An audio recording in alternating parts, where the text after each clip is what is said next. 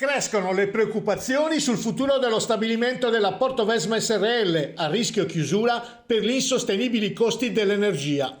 Ieri sulla gravissima emergenza è intervenuto il consigliere regionale del Partito Sardo d'Azione Fabio Usai.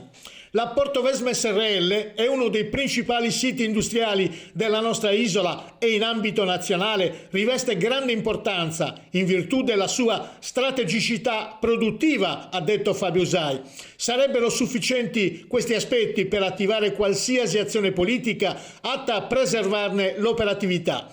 Viste anche le criticità attuali provocate dal conflitto in corso in Ucraina, che peraltro sta stimolando la persecuzione di una nuova dottrina anche in ambito industriale, oltre che energetico, orientata ad una maggiore indipendenza del Paese nei suoi settori maggiormente strategici, quello dello zinco e del piombo è a tutti gli effetti riconosciuto come strategico, ma per il nostro territorio lo stabilimento di Portovesme è assolutamente fondamentale.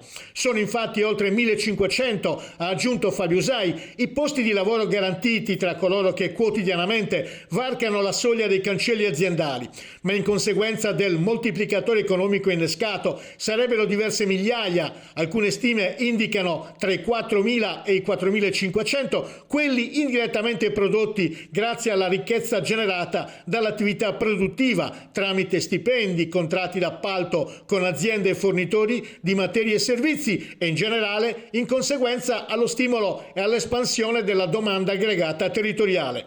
Se oggi chiudesse la Portovesme Srl, ha concluso Fabio Usai, per il Sulcis Iglesiente sarebbe il colpo di grazia. Per questo motivo rivolgo un nuovo appello alle istituzioni nazionali affinché intervengano celermente e concretamente per affrontare questa inaccettabile situazione.